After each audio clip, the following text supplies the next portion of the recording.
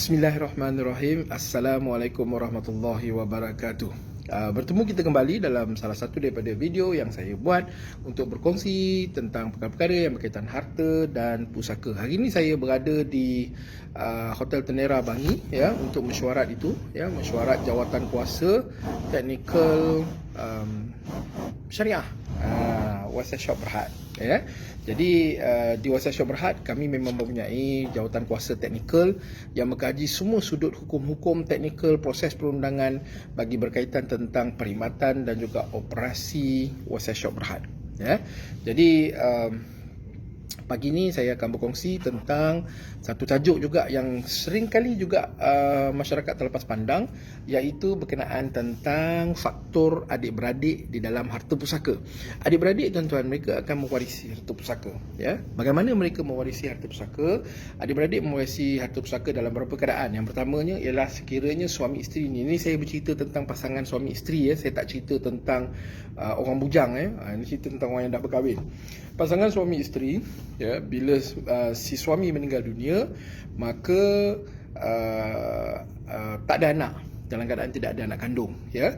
Jadi bila tidak ada anak kandung dan ayah si mati ni jadi telah meninggal dunia lebih awal, maka adik-beradik tadi ada bahagian ya, mengikut hukum faraid ya. Begitu juga adik-beradik mempunyai bahagian dalam situasi yang berbeza. Suami isteri ini tadi, suami meninggal dunia, mereka cuma ada anak perempuan sahaja dan ayahnya telah meninggal dunia lebih awal. Ya, datuknya memang tak ada lah ya. Jadi dalam keadaan itu adik-beradik juga mewarisi bahagian.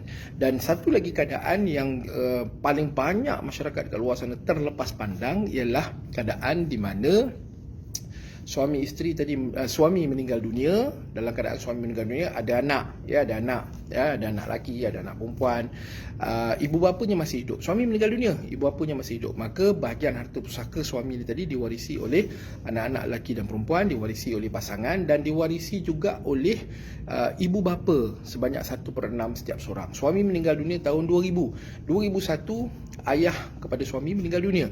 2002 ibu kepada suami meninggal dunia. 2003 barulah si isteri ni tadi nak menguruskan harta pusaka. Bila nak menguruskan harta pusaka, terdapat bahagian ayah 1/6 dan bahagian ibu 1/6, dan bahagian ayah dan ibu itu sudah pun diwarisi oleh anak-anak mereka, waris mengikut hukum faraid kepada ayah dan ibu, iaitu adik-beradik si mati. Jadi ini kaedah di mana adik-beradik si mati mewarisi bahagian dari segi hukum ya. Baik. Dalam pengalaman 22 tahun operasi Wasat Syok Berhad ya, saya dapati ada kes di mana adik-beradik yang mempunyai bahagian, mereka melepaskan bahagian mereka secara sukarela. Dia tahu bahagian dia berapa banyak, berapa nilainya, dan selepas itu mereka melepaskan bahagian mereka pada anak menakan, pada anak saudara mereka, pada pasangan, kepada balu si mati. Ada ya. Tetapi daripada 10 kes keadaan-keadaan yang begitu, mungkin 4 kes kita akan jumpa di mana adik-beradik melepaskan bahagian. 4 kes. 6 kes kita akan jumpa di mana adik-beradik mahukan bahagian mereka di dalam harta pusaka si mati. Dan memang itu hak mereka pun. Memang itu hak mereka. Kita tidak boleh nafikan hak mereka ya. Bila saya share video ini, jangan salah faham pula. Jangan kata, oh, saya nak mengatakan bahawa hukum faraid itu tidak ada. Tidak. Hukum faraid itu cantik, hukum faraid itu sempurna ya. Yang tidak sempurnanya ialah manusia itu, bukan hukum itu.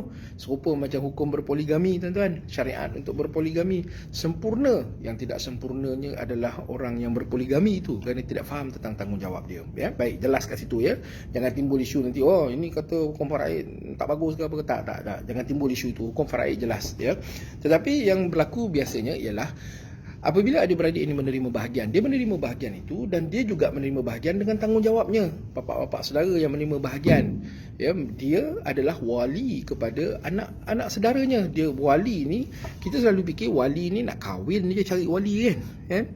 Sebenarnya wali ini meliputi semua keadaan ya. Selain daripada perkahwinan, wali juga bertanggungjawab untuk memastikan kebajikan, memastikan keselamatan anak saudaranya. Hakikatnya realiti kehidupan hari ini berlaku tak begitu.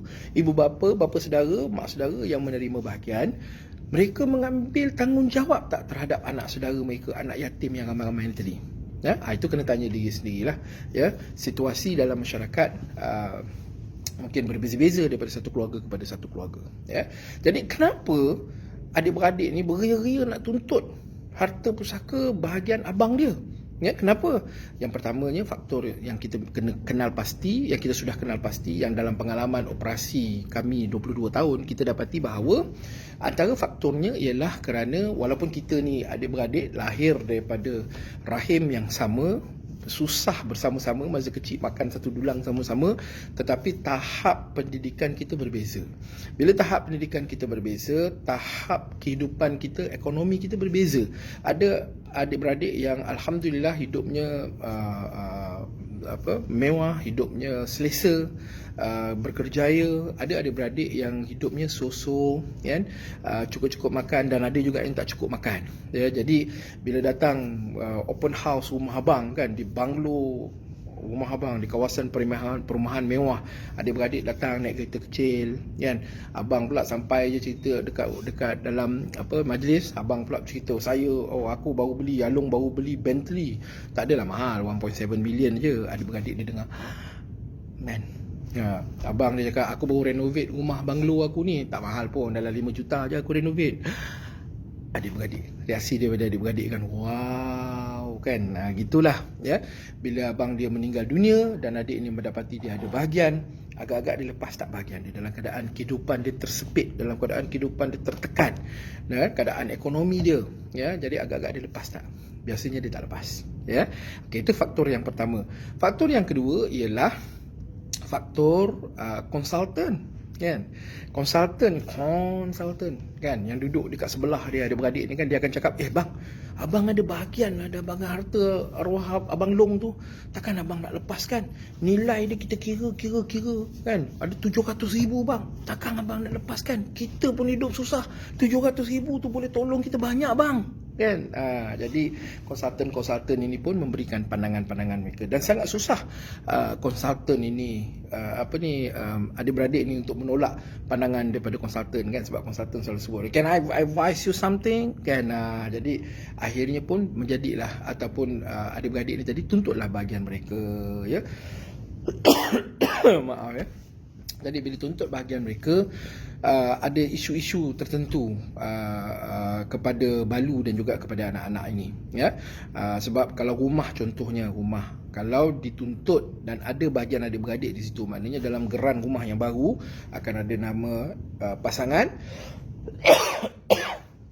Maklumlah, rakaman amatur, ya. Akan ada nama pasangan, akan ada nama anak-anak, dan akan ada juga nama adik-beradik dalam rumah si mati. Bila adik-beradik ni meninggal, akan ada pula nama waris-waris mereka mewarisi bahagian mereka. Ya, agak-agak susah ke senang, tuan-tuan. Itulah yang saya kadang-kadang terjumpa orang bertanya, bagaimana sepupu mendapat bahagian ke atas rumah harta pusaka si mati. Itu kaedah dia, ya. Jadi bagaimana kita nak mengatasi cabaran ini?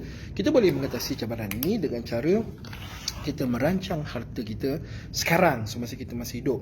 Ya, bukan semua harta ni, orang salah faham ni. Orang ingat bila kita rancang harta, maka semuanya tidak akan difaraidkan. Salah. Sebab yang kita rancang itu sajalah yang tidak difaraidkan, ya, melalui kaedah hibah contohnya. Tetapi yang tidak kita rancang itu semua difaraidkan. Adik-beradik tetap dapat.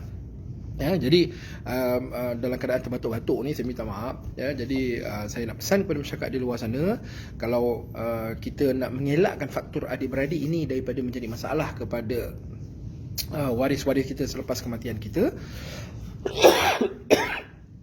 rancanglah harta pusaka hari ini masa kita hidup.